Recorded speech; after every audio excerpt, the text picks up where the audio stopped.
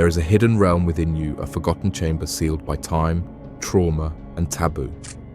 In this place, the rejected parts of your psyche whisper in silence. They are the unloved, the ashamed, the feared, and the forgotten. This realm is what ancient mystics, alchemists, and modern depth psychologists call the shadow.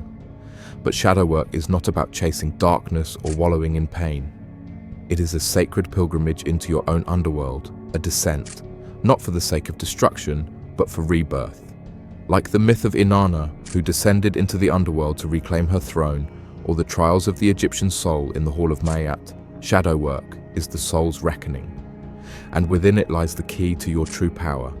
This is not the self-help fluff passed off as spiritual practice. This is ancient soul-forging work. It's not glamorous, it's not easy, and it will ask more from you than any surface ritual ever could. But it is real. In this series, we will journey into the essence of shadow work, not just as a psychological process, but as a mystical rite of passage. You will learn how your shadow is formed, how it rules your life from the dark, and how reclaiming it can awaken your most authentic self. Are you ready to look into the mirror that never lies? Because the shadow is waiting, the birth of the shadow, where darkness begins. The shadow is not born from evil, it is born from rejection.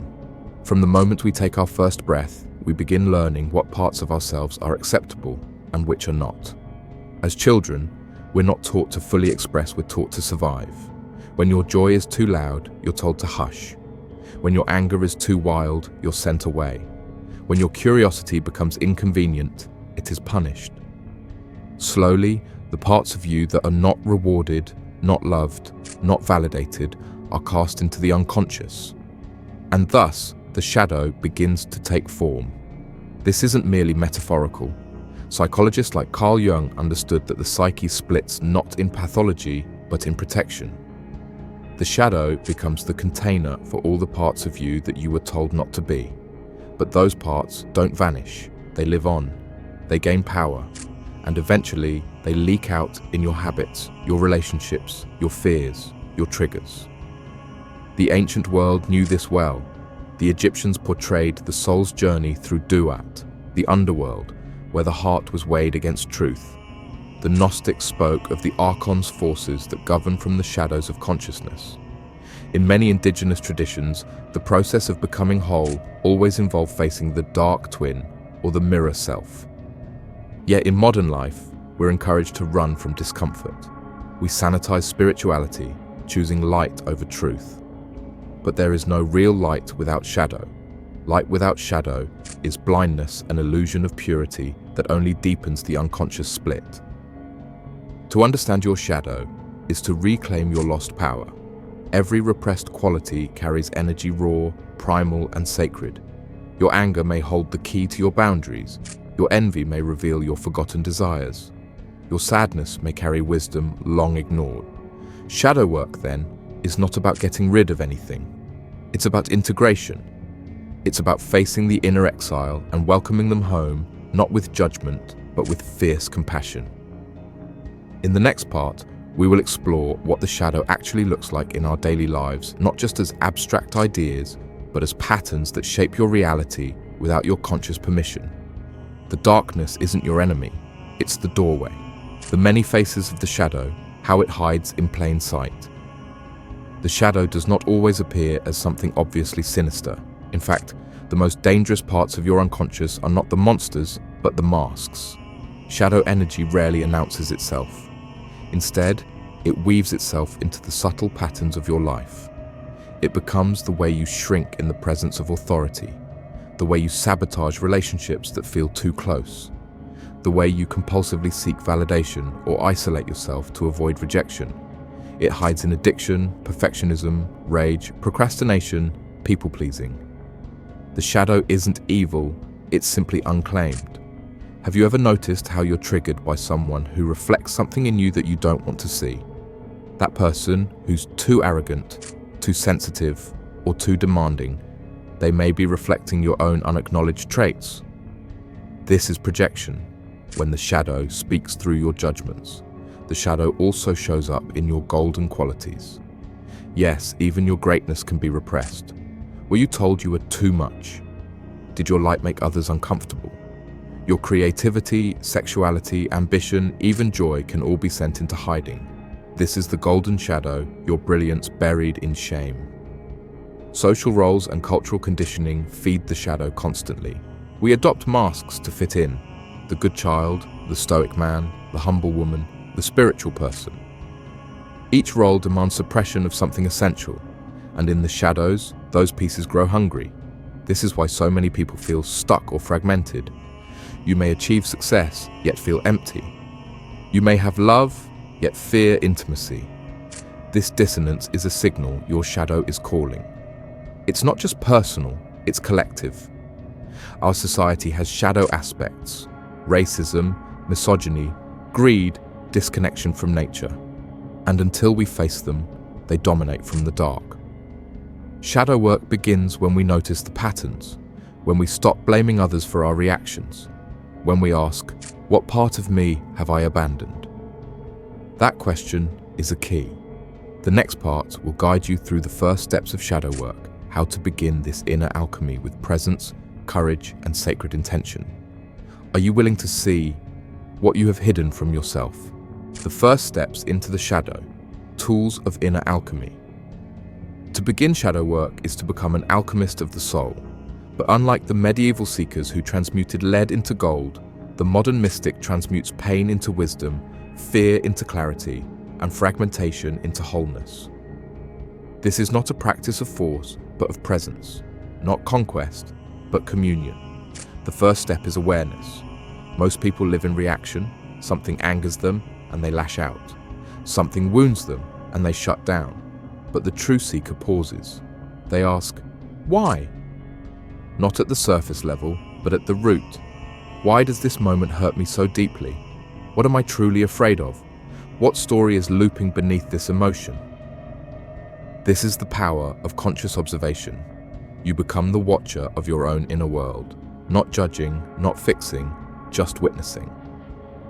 Shadow work begins when you learn to stay present with discomfort long enough for it to speak. Journaling is a sacred tool for this, but not the kind that seeks productivity or planning. This is raw, unfiltered inquiry. Sit with your trigger. Ask, what am I unwilling to feel right now? Let the answers rise without censorship. The pen becomes the lantern in your underworld. Another tool, active imagination, as Jung called it. Visualize the parts of yourself that feel rejected, perhaps a frightened child, an angry teenager, a bitter voice, a seductive shadow. Sit with them, speak to them, ask what they want, what they need. This is not make-believe. This is inner diplomacy. Healing begins where dialogue begins. Next is emotional embodiment. The shadow doesn't live in your intellect. It lives in your nervous system, your gut, your breath. Suppressed emotion gets stuck in the body. Movement, breathwork, even primal sounds can help release what has been buried. Allow yourself to cry, to shake, to scream if needed. Not for drama, but for release. You are creating space for your wholeness to return. And perhaps the most vital tool of all, compassionate inquiry. The shadow is often made of shame, and shame cannot be shamed into submission. It must be loved into light. When you meet your anger not with fear, but with curiosity, it softens. When you approach your jealousy as a teacher, it reveals your unmet desires. When you stop seeing parts of yourself as enemies, you begin to remember every piece of you was born from a need to survive. This work is sacred. It is the undoing of inner exile. But remember, shadow work is not a one-time ritual. It is a path. Some days you will feel like a phoenix rising from ashes. Other days you will stumble in the dark. Both are holy. The shadow will resist being seen because it has been rejected for so long. It may test you, trick you, seduce you into old habits. That's not failure, that's part of the dance. The key is to stay present, keep returning, trust the process even when it feels messy, especially when it feels messy. You are not here to destroy your darkness. You are here to meet it, embrace it, and learn its name. In the next part, we'll confront the greatest challenge in this journey, the ego's resistance, how it protects the shadow, and how to move beyond its illusions without force or self-betrayal. Are you prepared to face the guardian at the gate? The ego's resistance. Breaking through. Inner barriers. The moment you begin to pull back the curtain on your shadow, a powerful force awakens. It is ancient, protective, elusive. It is the ego not as a villain, but as a guardian forged by your past to keep you safe from the very truths you now seek to uncover. Understand this, the ego is not your enemy. It is the face you wear to navigate a world that once told you who you were wasn't enough. It was built to protect you from pain, rejection, and loss. But the same walls that kept danger out also locked your wholeness in. As you step into shadow work, the ego resists. And not because it is cruel, but because it is afraid. It will whisper, "You're fine. You've healed enough. You've moved on." It will distract, with work, with drama, with endless scrolling. It will rationalize, "This is all too intense, too unnecessary, too much." This is the first gate of resistance, spiritual bypassing, using a light to escape the dark. We meditate to avoid our rage.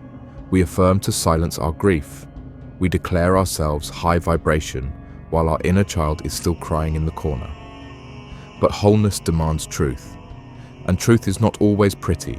Sometimes it is raw. Sometimes it shakes the ground beneath your identity. Because to meet the shadow is to realize much of who you think you are was never really you. It was a survival mask. This threatens the ego's empire, and so it fights. You may experience confusion, fatigue, even sudden waves of emotional chaos. These are not signs to quit, they are signs that you're digging into sacred ground. The shadow does not surrender easily, but with patience, presence, and compassion, it will unfold. So how do you navigate the ego's resistance? First, acknowledge it without judgment. Resistance is not failure, it's feedback. It's your psyche saying, "We're entering unknown territory." Pause. Breathe. Reaffirm your intention. Speak to your ego as an ally. "Thank you for protecting me, but I am ready to grow." Second, develop emotional resilience. The ego thrives on control. Shadow work demands surrender. Learn to sit with discomfort without rushing to fix it. Journal your fears. Sit in silence, let the tension rise and fall. It will not destroy you. In fact, it's the fire that tempers your soul. Third, watch your projections. When your shadow is active, you may lash out, withdraw, or spiral into judgment. Catch the pattern. Ask, what am I unwilling to own in myself that I see in them? This question is not easy, but it is revolutionary. Lastly, create ritual space for integration. The ego softens when it feels safe. Make time each week for intentional reflection candles, sacred music, breath, solitude. Invite your shadow to speak. Let your ego witness that this work is not an attack, but a reunion. Remember, the ego is not meant to be destroyed. It is meant to be realigned. When you stop warring with your defenses and instead honor their origin, they lose their grip. The shadow is not here to ruin you. It's here to reveal you. And when you step through resistance not by force, but by grace, you reclaim power that was hidden in plain sight. In the next part, we'll explore the alchemical art of integrating the shadow, how to transmute wounds into wisdom and embody your reclaimed self in daily life. The inner battle is not won through dominance, it is won through devotion. Alchemy of the self. The integration of the shadow. There is a moment quiet, subtle, often missed when the shadow no longer screams from the depths, but begins to whisper. It is the moment the battle within you softens. Not because you've conquered anything, but because you've started to listen. This is the sacred threshold of integration. Shadow work is not just about unveiling what's hidden. It is about weaving those hidden threads back into the tapestry of your being. It is the mystical art of alchemy, not in theory, but in lived experience. And the gold you seek? It is not outside of you. It is the very parts of yourself you once cast aside. But how does one integrate the shadow? It begins with ownership, not just intellectually acknowledging your wounds or patterns, but embodying the truth. Yes, this is a part of me. Not with shame, not with pride, simply with presence. You stop disowning your anger and begin listening to it. You stop fleeing from your fear and learn what it protects. Every shadow has a message. When you listen, you translate darkness into language. The next step is reframing. You begin to see your wounds not as flaws, but as sacred initiations.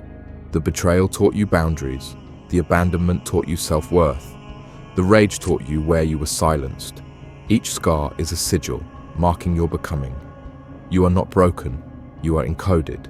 Then comes embodiment. Shadow integration is not just an internal shift, it reshapes how you live, speak, choose. You set firmer boundaries not from fear, but from self-respect. You show up more authentically, not for validation, but from truth. You forgive not to excuse, but to release. You become whole. This is when the shadow becomes your ally. You begin to feel energy return. The vitality you thought was gone was simply trapped in repression. Creativity flows, relationships deepen, intuition sharpens. You stop living in reaction and start creating from intention. This is not instant enlightenment, it's gradual rebirth. It's subtle, sacred, and irreversible. But integration also asks you to show up differently in the world, because once you've owned your darkness, you can no longer pretend. You begin to speak with more truth, walk with more clarity, and act with more integrity. And the world will notice. Some will be drawn to your authenticity, others may be threatened by your transformation. This too is part of the journey. Shadow integration often leads to shedding old identities, old circles, old dreams, not out of bitterness, but because the version of you that created them no longer exists. This is the death of the false self and the birth of the true one. So how do you support this process? Ritualize reflection. Set aside sacred time to commune with your inner self through journaling, meditation, or solitude. Let integration be intentional. Anchor the new. As new insights arise, act on them. Choose different responses. Speak up where you once stayed silent. This is how you rewire identity. Surround yourself with mirrors. Find those who reflect back your growth, not just your comfort. Integration deepens in community. Trust the spiral. Shadow work is not linear. You may revisit old patterns, feel stuck, or stumble, but you're never starting over, you're returning wiser each time. Ultimately, the alchemy of the self is not about becoming someone new. It is about returning to the truth of who you've always been beneath the masks, beyond the wounds, beyond the fear. In the next part, we will journey even deeper into the dark night of the soul, that sacred unraveling that often follows deep inner work and the spiritual rebirth that lies on the other side. The shadow was never your enemy. It was your teacher in disguise. The dark night of the soul, death, rebirth, and the mystical rite of shadow work. There comes a time on the path of shadow work when the wind's still, the light dims, and the silence becomes deafening. The tools that once brought clarity now feel hollow. The affirmations lose their power. The visions fade. This is not failure. This is initiation. This is what the mystics called the dark night of the soul. St. John of the Cross gave it its name, but seekers across every ancient tradition knew its shape. It is the sacred descent, the period where the ego dies and the soul reclaims the throne. Where the masks fall, but the new face has not yet emerged. Where the inner scaffolding collapses and nothing feels certain. You may feel lost, number disconnected. Not just from others, but from your own purpose, your joy, even your faith. It is the void not as punishment, but as purification. The dark night strips you of illusion. It is the soul's way of saying, you are ready for truth, real truth. Not borrowed beliefs or comforting stories, but the raw, unfiltered essence of who you are. But why does it feel so painful? Because it is the death of the false self. The identity built from trauma, from expectation, from fear. It cannot come with you to the next level of embodiment. And so, it must die. And like all death, it brings grief, confusion, silence. But here is the secret. You are not breaking down, you are breaking open. This is not depression, it is sacred disillusionment, the unraveling of everything that is not aligned with your highest truth. And in this sacred dark, the seeds of your rebirth are planted. In ancient mystery schools, initiates were led into underground chambers, symbolic tombs, where they faced darkness, isolation, and the crumbling of identity. Only after enduring the silence could they rise, reborn, initiated into a new level of consciousness. The dark night is your modern version of that rite. So how do you move through it? First, stop resisting the silence. Do not try to rush out of the void. The wisdom is not in escaping, it is in surrender. Sit in the unknown. Let the silence speak. Ask nothing. Demand nothing. Just be. This is radical presence. Second, trust that something deeper is working beneath the surface. The ego cannot see the soul's blueprint, but your soul knows what it's doing. Even in the confusion, healing is occurring. Even in stillness, transformation is underway. Third, release the need for meaning right now. The dark night is often only understood in hindsight. Let go of needing it to make sense. Allow yourself to feel, to grieve, to breathe without explanation. Clarity will return, but not before it remakes you. And finally, tend to your inner flame. Even in the darkest night, a small light remains. Nurture it with self-compassion, rest, beauty. Read sacred texts, light candles. Walk in nature. Feed your soul, not your mind. Because when the dawn comes, and it always does, you will not be the same. You will rise with eyes that see deeper, with a heart that feels wider, with a spirit that no longer needs to pretend. This is the rebirth. Not into perfection, but into truth. And that truth cannot be taken, not by fear, not by shame, not even by the world. In the final part, we will step into the culmination of this journey, how to live as an integrated soul, embodying your light and your shadow in harmony, power, and sacred purpose. The night may feel endless, but even the stars are born in darkness. Living the integration, walking the path of the whole self. When the dust of the inner battle settles, when the echoes of old pain finally quiet, you arrive at a sacred threshold, not an ending, but a beginning. This is the path of the integrated self, a soul no longer divided, no longer exiled from its own truth. You do not emerge perfect, you emerge real, and realness is the highest form of spiritual embodiment. Living with your shadow. Integrated means you walk the world with both fire and water in your spirit. You can hold space for pain without drowning in it. You can witness your triggers, not as enemies, but as signposts. You speak your truth, not to be right, but to be aligned. You no longer seek to be only light, because you've discovered the power that lives in your darkness. This is the secret the mystics have whispered for centuries. Wholeness is holiness. So what does it look like to live this integration? It means choosing presence over avoidance. When a familiar wound rises, you pause, not to suppress, but to inquire. What is this teaching me? What needs to be heard?